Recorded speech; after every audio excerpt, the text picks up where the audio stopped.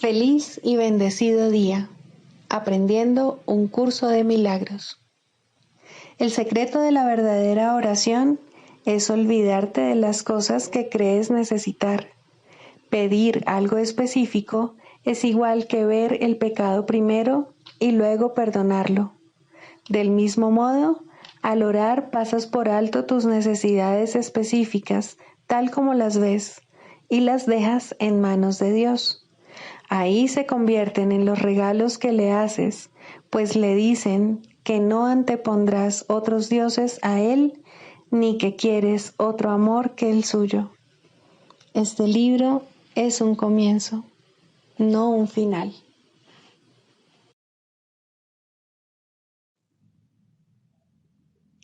Del prefacio, que postula párrafo 4. Una vez que alguien queda atrapado en el mundo de la percepción, queda atrapado en un sueño. No puede escapar sin ayuda, porque todo lo que sus sentidos le muestran da fe de la realidad del sueño. Dios nos ha dado la respuesta, el único medio de escape, el verdadero ayudante. La función de su voz, su Espíritu Santo, es mediar entre los dos mundos. El Espíritu Santo puede hacer eso porque, si bien por una parte conoce la verdad, reconoce también nuestras ilusiones, aunque no cree en ellas. El objetivo del Espíritu Santo es ayudarnos a escapar del mundo de los sueños, enseñándonos cómo cambiar nuestra manera de pensar y cómo corregir nuestros errores. El perdón es el recurso de aprendizaje excelso que el Espíritu Santo utiliza para llevar a cabo ese cambio en nuestra manera de pensar. El curso, no obstante, ofrece su propia definición de lo que en realidad es el perdón, así como también de lo que es el mundo.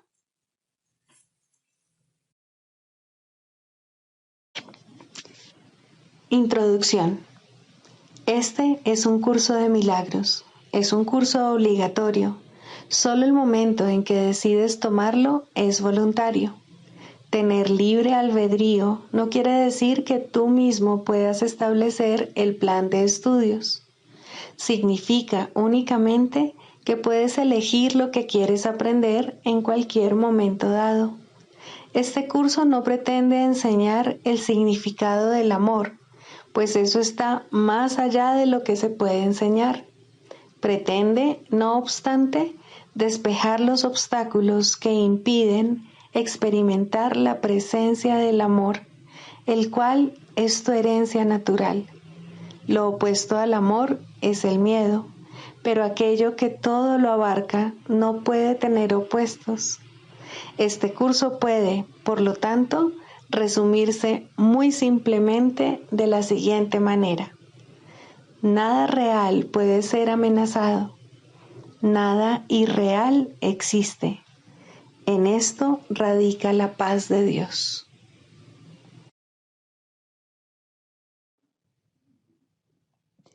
Capítulo 1. El significado de los milagros. Primero, principios de los milagros. Principio 10. Cuando se obran milagros con vistas a hacer de ellos un espectáculo para atraer creyentes, es que no se ha comprendido su propósito.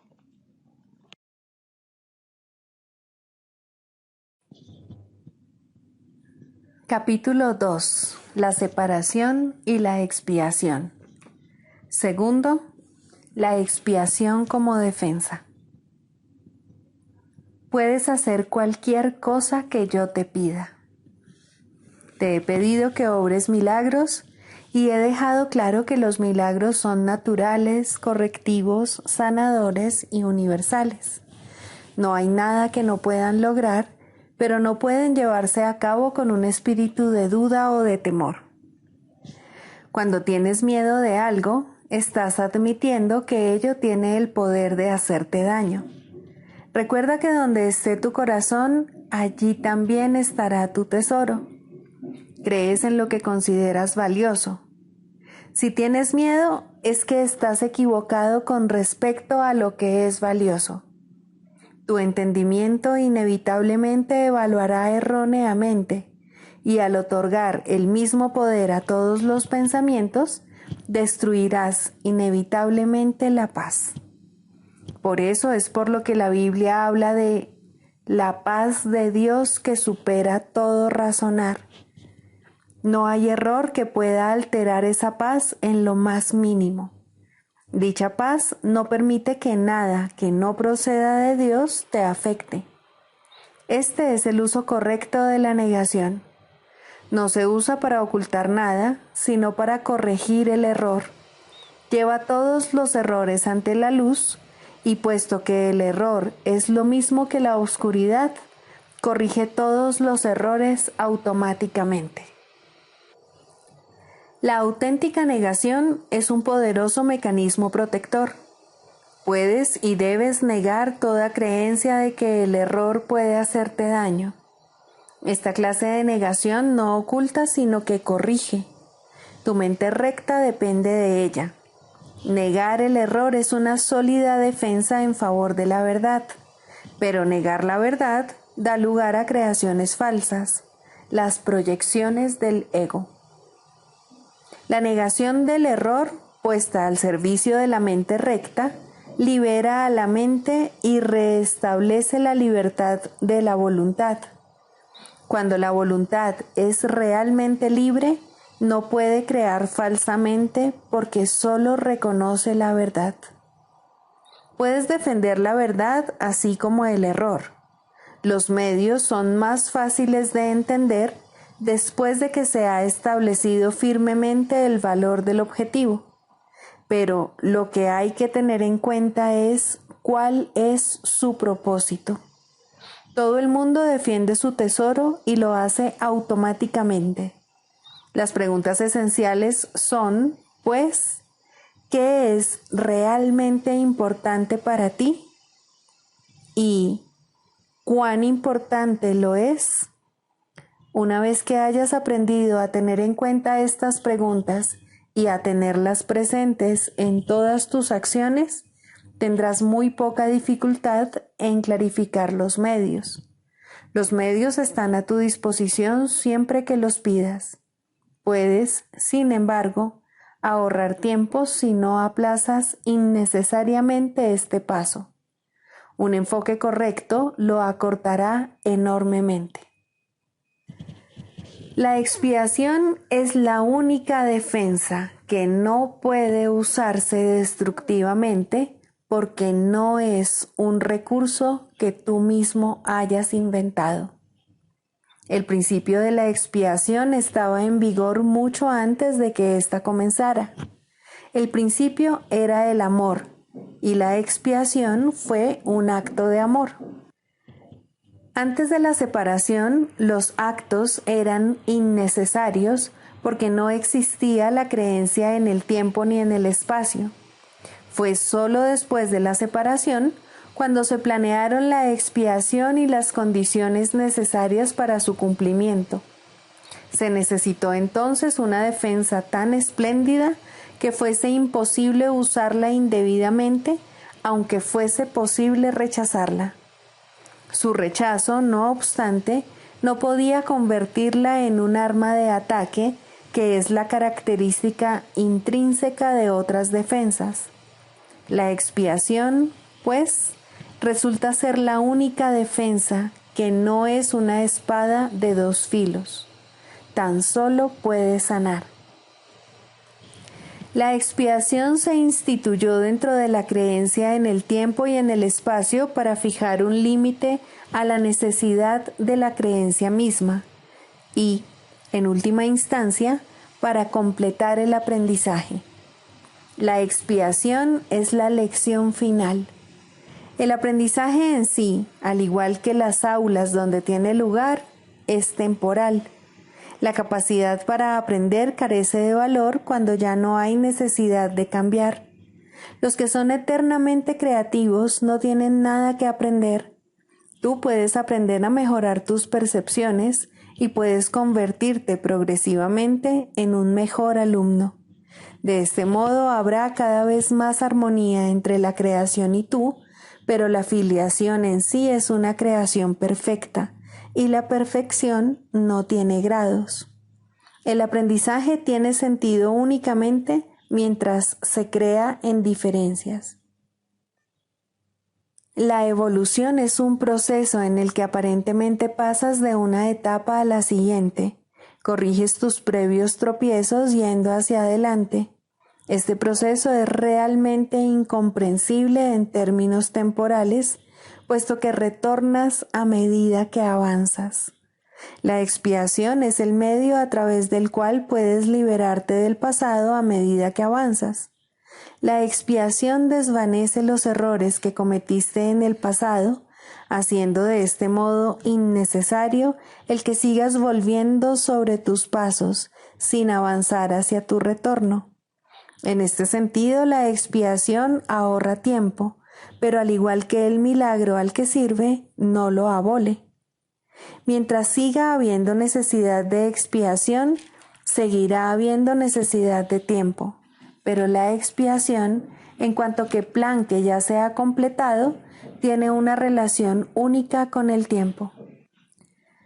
Hasta que la expiación no se complete, sus diversas fases evolucionarán en el tiempo, pero la expiación en su totalidad se encuentra al final del tiempo. En ese punto, el puente de retorno ya se ha construido. La expiación es un compromiso total. Puede que aún asocies esto con perder, equivocación esta que todos los hijos de Dios separados cometen de una u otra forma. Resulta difícil creer que una defensa que no puede atacar sea la mejor defensa. Eso es lo que se quiere decir con los mansos heredarán la tierra. Literalmente se apoderarán de ella debido a su fortaleza. Una defensa de doble filo es intrínsecamente débil precisamente porque tiene dos filos y puede volverse contra ti inesperadamente. Esta posibilidad no se puede controlar excepto con milagros. El milagro convierte la defensa de la expiación en tu verdadera protección y, a medida que adquieres más y más seguridad, asumes tu talento natural de proteger a otros, reconociéndote simultáneamente como hijo y como hermano.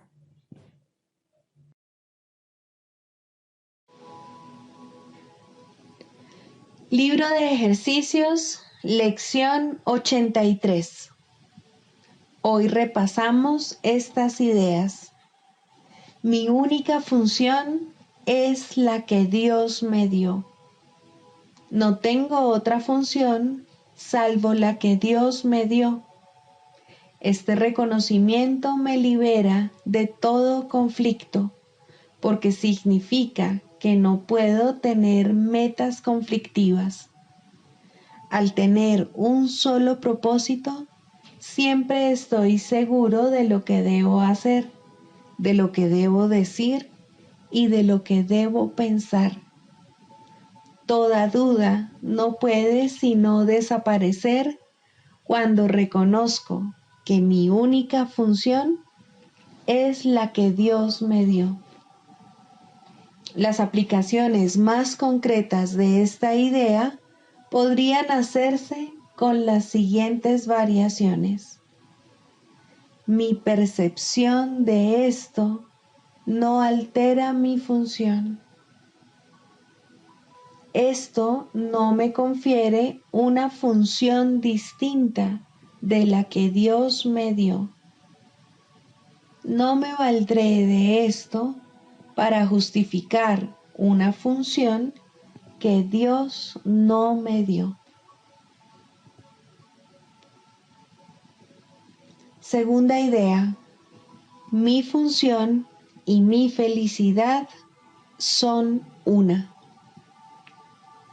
Todas las cosas que proceden de Dios son una, proceden de la unicidad y tienen que ser recibidas cual una sola. Desempeñar mi función es mi felicidad, porque ambas cosas proceden de la misma fuente, y debo aprender a reconocer lo que me hace feliz, si es que he de encontrar la felicidad. Algunas variaciones útiles para aplicar concretamente esta idea podrían ser: esto no puede separar mi felicidad de mi función. La unidad que existe entre mi felicidad y mi función no se ve afectada en modo alguno por esto. Nada, incluido esto, puede justificar la ilusión de que puedo ser feliz si dejo de cumplir mi función.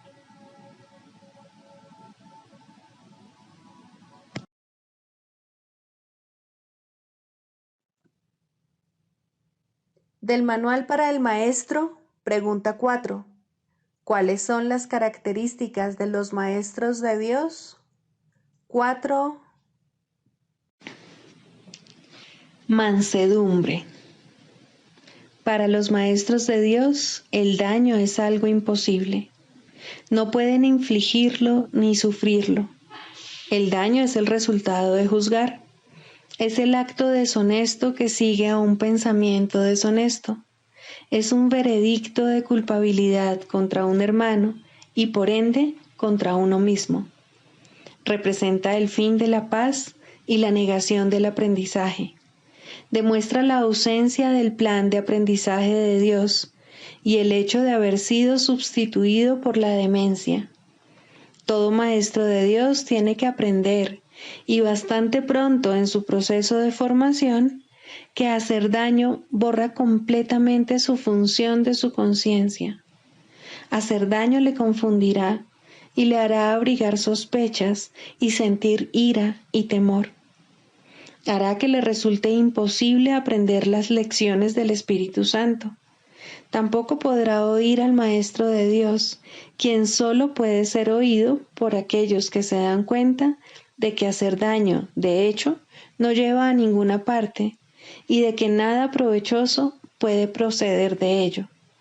Los maestros de Dios, por lo tanto, son completamente mansos. Necesitan la fuerza de la mansedumbre, pues gracias a ella, la función de la salvación se vuelve fácil. Para los que hacen daño, llevar a cabo dicha función es imposible. Pero para quienes el daño no tiene significado, la función de la salvación es sencillamente algo natural. ¿Qué otra elección, sino esta, tiene sentido para el que está en su sano juicio? ¿Quién, de percibir un camino que conduce al cielo, elegiría el infierno? ¿Y quién elegiría la debilidad que irremediablemente resulta de hacer daño cuando puede elegir la fuerza infalible, todo abarcante e ilimitada de la mansedumbre? El poder de los maestros de Dios radica en su mansedumbre, pues han entendido que los pensamientos de maldad no emanan del Hijo de Dios ni de su Creador. Por lo tanto, unen sus pensamientos a aquel que es su fuente, y así su voluntad, que siempre fue la de Dios, queda libre para ser como es.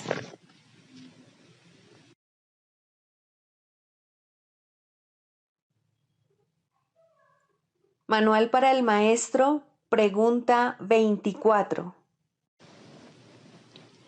¿Existe la reencarnación? En última instancia, la reencarnación es imposible. El pasado no existe ni el futuro tampoco, y la idea de nacer en un cuerpo, ya sea una o muchas veces, no tiene sentido. La reencarnación, por lo tanto, no puede ser verdad desde ningún punto de vista. Nuestra única pregunta debería ser, ¿es un concepto útil? Y eso depende, por supuesto, del uso que se le dé. Si se usa para reforzar el reconocimiento de la naturaleza eterna de la vida, es ciertamente útil. ¿Qué otra pregunta con respecto a la reencarnación podría ser útil para arrojar luz sobre el camino? Al igual que muchas otras creencias, esta puede usarse desacertadamente. En el mejor de los casos, el mal uso que se hace de ella da lugar a preocupaciones y tal vez a orgullo por el pasado. En el peor de los casos, provoca inercia en el presente. Y entre estos dos extremos puede dar lugar a muchísimas insensateces. La reencarnación no sería, en ningún caso, el problema con el que hay que lidiar ahora. Si la reencarnación fuese responsable de algunas de las dificultades a las que el individuo se enfrenta ahora, la única tarea de éste seguiría siendo la de escapar de ellas ahora. Si lo que está haciendo es sentando las bases para una vida futura, aún así solo puede solventar el asunto de su salvación ahora. Puede que algunos hallen consuelo en el concepto, y si ello los consuela, su valor es evidente. Lo cierto es, sin embargo, que tanto los que creen en la reencarnación como los que no, pueden encontrar el camino que conduce a la salvación. Por lo tanto, no puede considerarse que sea una idea esencial en el programa de estudios. Siempre existe cierto riesgo en ver el presente en función del pasado, mas siempre hay algo bueno en cualquier pensamiento que refuerce la idea de que la vida y el cuerpo no son lo mismo. Para nuestros propósitos, no sería útil adoptar una postura definitiva al respecto. Un maestro de Dios debe ser igualmente útil para los que creen en la reencarnación como para los que no. Exigirle una postura definitiva simplemente limitaría su utilidad, así como su propia capacidad de decisión. Nuestro curso no se ocupa de ningún concepto que no sea aceptable para cualquier persona, independientemente de sus creencias previas. Bastante tendrá con lidiar con su ego como para añadir controversias sectarias a su carga. Tampoco sería ventajoso que alguien aceptara el curso prematuramente solo porque éste apoya una creencia que él ha albergado por mucho tiempo. No puede hacerse demasiado hincapié en el hecho de que lo que el curso se propone es una completa inversión del pensamiento. Cuando esto finalmente se logre, cuestiones tales como la validez de la reencarnación dejarán de tener sentido. Hasta entonces, es probable que sean simplemente motivo de controversia. El Maestro de Dios, por lo tanto, hará bien en alejarse de todas esas cuestiones, ya que aparte de ellas es mucho lo que tiene que enseñar y aprender. Debe aprender y enseñar que las cuestiones teóricas no son más que una pérdida de tiempo, puesto que desvían al tiempo del propósito que se le asignó. Si un concepto o una creencia tiene aspectos útiles, se le dirá. También se le dirá cómo usarlos. ¿Qué más necesita saber? ¿Quiere decir esto que el Maestro de Dios no debe creer en la reencarnación ni discutirla con otros que sí creen en ella? Por supuesto que no. Si él cree en la reencarnación, sería un error que renunciase a su creencia a menos que su maestro interno así se lo aconsejase. Y eso es muy poco probable. Es posible que se le indique que está haciendo un mal uso de la creencia de tal manera que ello resulta perjudicial tanto para el progreso de su alumno como para el suyo propio. En ese caso, se le recomendaría una reinterpretación, puesto que ésta sería necesaria. Lo único que se tiene que reconocer, no obstante, es que el nacimiento no fue el principio y que la muerte no es el final, mas ni siquiera esto se requiere del principiante. Él solo necesita aceptar la idea de que lo que sabe no es necesariamente todo lo que es posible aprender. Su jornada habrá comenzado. El énfasis de este curso es siempre el mismo. En este momento es cuando se te ofrece total salvación y en este momento es cuando puedes aceptarla. Esa sigue siendo tu única responsabilidad. La expiación se puede equiparar a la escapatoria total del pasado o a la total falta de interés por el futuro. El cielo está aquí. No existe ningún otro lugar. El cielo es ahora. No existe ningún otro tiempo. Los maestros de Dios no se interesan por ninguna otra enseñanza que no conduzca a esto. Todas las creencias apuntan a ello si han sido interpretadas correctamente. En este sentido, se puede decir que su verdad está determinada por el provecho que resulte de ellas. Todas las creencias que facilitan el progreso se deben respetar. Este es el único criterio que este curso requiere. No se requiere nada más.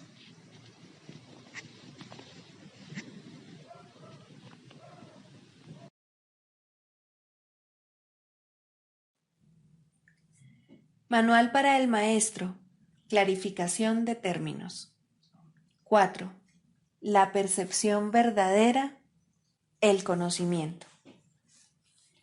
El mundo que ves no es más que la ilusión de un mundo. Dios no lo creó, pues lo que Él crea tiene que ser tan eterno como Él. En el mundo que ves, no obstante, no hay nada que haya de perdurar para siempre. Algunas cosas durarán en el tiempo algo más que otras, pero llegará el momento en el que a todo lo visible le llegue su fin.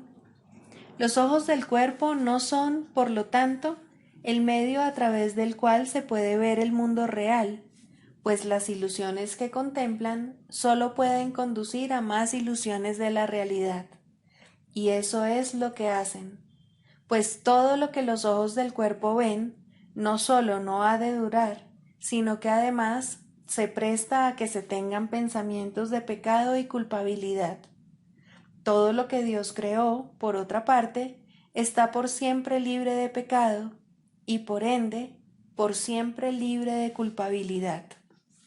El conocimiento no es el remedio para la percepción falsa, puesto que al proceder de distintos niveles jamás pueden encontrarse. La única corrección posible para la percepción falsa es la percepción verdadera.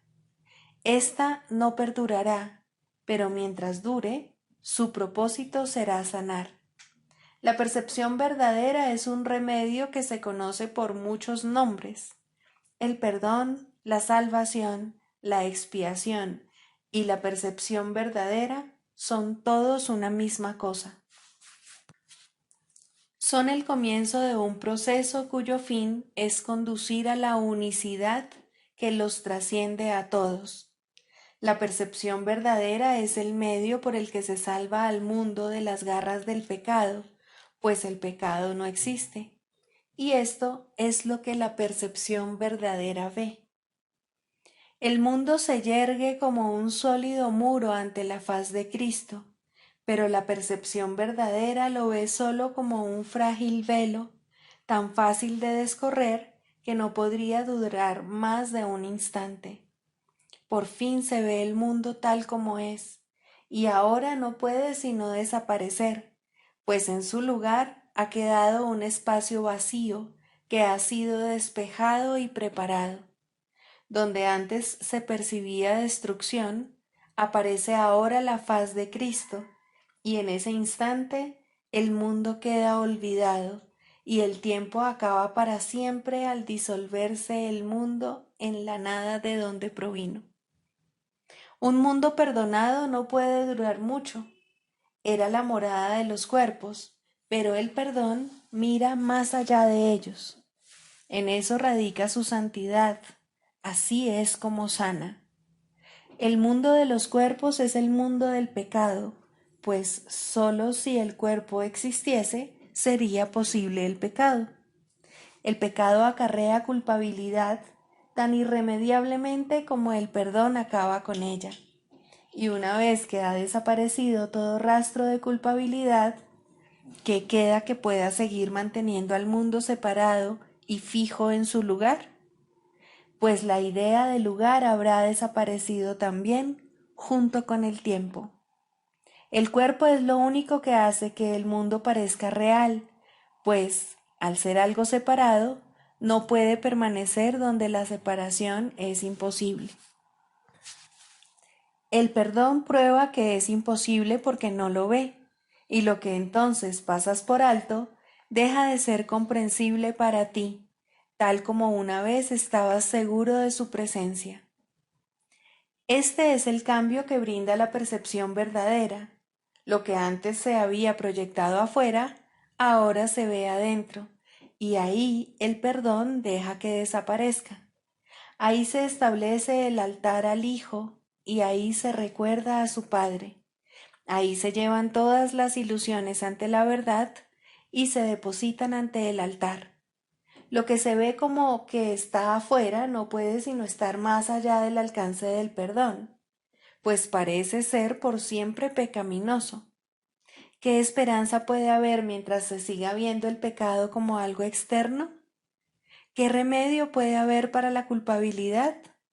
Mas, al ver a la culpabilidad y al perdón dentro de tu mente, estos se encuentran juntos por un instante, uno al lado del otro, ante un solo altar. Ahí, por fin, la enfermedad y su único remedio se unen en un destello de luz curativa.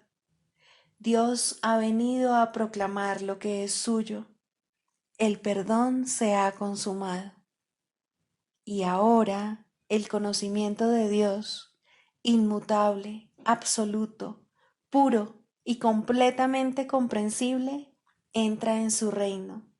Ya no hay percepción, ni falsa ni verdadera. Ya no hay perdón, pues su tarea ha finalizado. Ya no hay cuerpos, pues han desaparecido ante la deslumbrante luz del altar del Hijo de Dios. Dios sabe que ese altar es el suyo, así como el de su Hijo. Y ahí se unen, pues ahí el resplandor de la faz de Cristo ha hecho desaparecer el último instante del tiempo, y ahora la última percepción del mundo no tiene propósito ni causa, pues ahí donde el recuerdo de Dios ha llegado finalmente, no hay jornada, ni creencia en el pecado, ni paredes, ni cuerpos, y la sombría atracción de la culpabilidad y de la muerte se extingue para siempre. Oh hermanos míos, si tan solo supierais cuánta paz os envolverá y os mantendrá a salvo, puros y amados en la mente de Dios, no haríais más que apresuraros a encontraros con Él en su altar.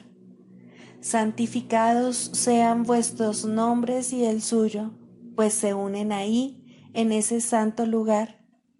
Ahí Él se inclina para elevaros hasta Él, liberándoos de las ilusiones para llevaros a la santidad, liberándoos del mundo para conduciros a la eternidad, liberándoos de todo temor y devolviéndoos al amor.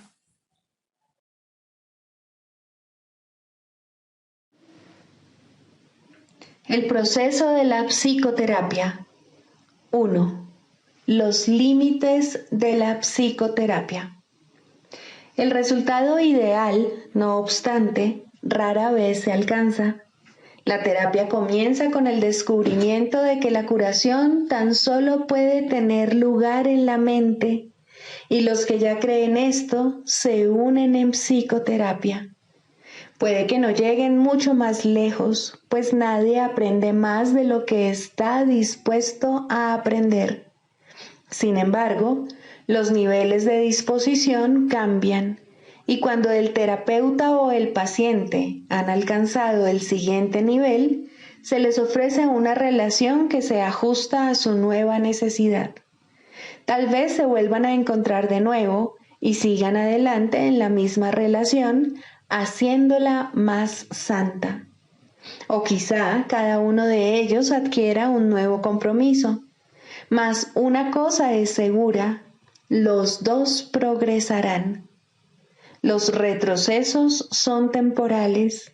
La dirección general es siempre una de progreso hacia la verdad. La psicoterapia de por sí no puede ser creativa.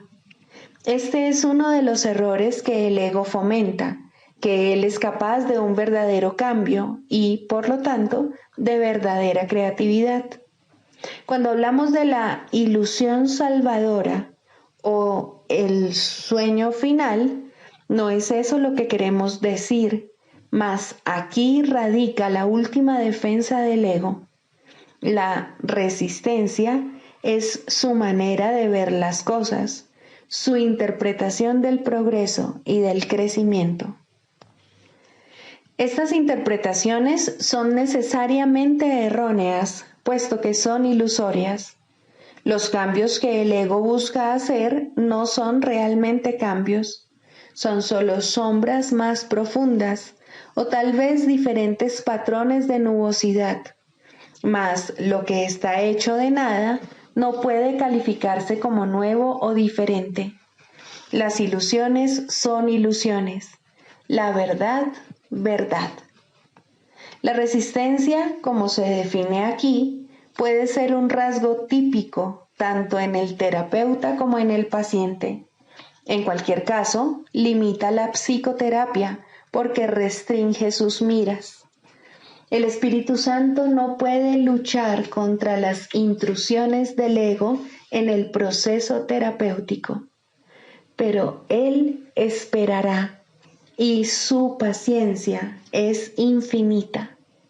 Su meta es por siempre completamente indivisa. Sean cuales fueren las resoluciones a las que arriben paciente y terapeuta, con respecto a sus propias metas divergentes, no podrán reconciliarse completamente, cual uno solo, hasta que no se unan a la meta del Espíritu Santo. Solo entonces acaba todo conflicto, pues solo entonces puede haber certeza. De manera ideal, la psicoterapia consiste en una serie de encuentros santos en los que los dos hermanos se encuentran para bendecirse y recibir la paz de Dios. Y llegará un día en que esto sea así para todo paciente sobre la faz de la tierra, pues ¿quiénes, sino pacientes, podrían haber venido aquí? El terapeuta es solo un maestro de Dios un poco más especializado. Aprende enseñando y cuanto más avanzado, más enseña y más aprende. Mas sea cual sea la fase en la que se encuentre, habrá pacientes que lo necesitarán tal como es, pues no pueden asimilar más de lo que por el momento él pueda dar. No obstante, ambos finalmente hallarán la cordura.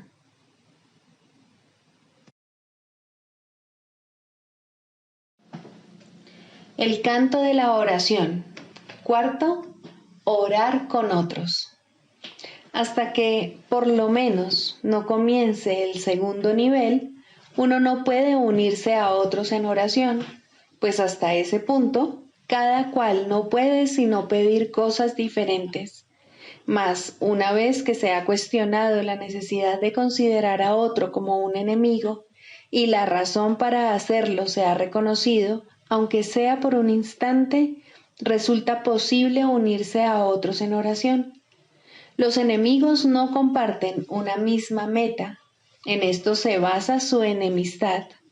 Sus deseos particulares son sus arsenales, sus fortalezas de odio. La clave para alcanzar un nivel aún más alto de oración radica en este sencillo pensamiento, en este cambio de mentalidad. Tú y yo caminamos juntos. Ahora es posible ser de ayuda en la oración y de esta manera tú mismo podrás subir un peldaño más. Con este paso se inicia el ascenso más rápido, pero todavía quedan muchas lecciones por aprender. El camino está libre y despejado y hay motivos para sentirse esperanzado.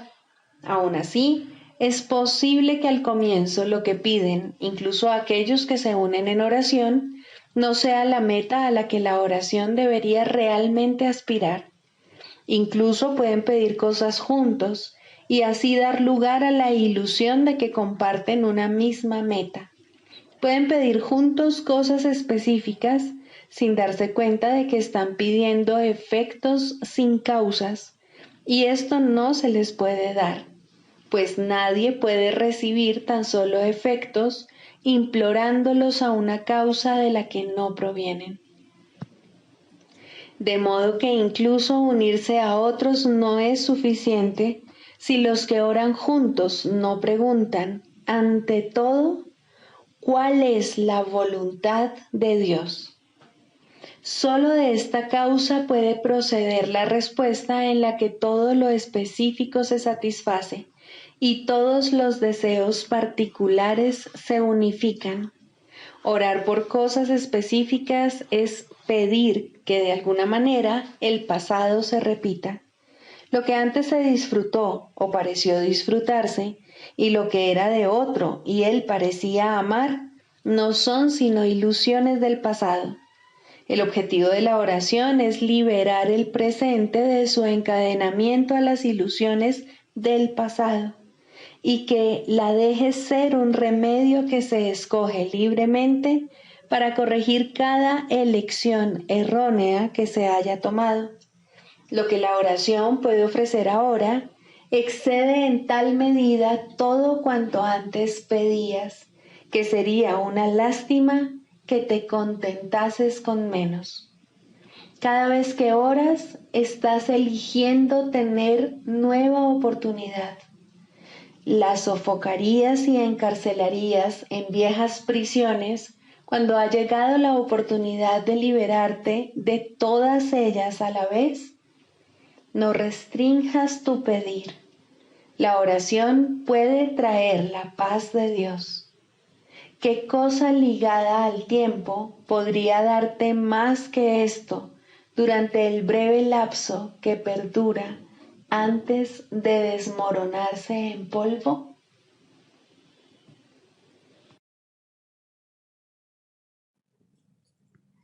Sigamos a Jesús haciendo del perdón algo tan natural como respirar y algo tan vital como el aire.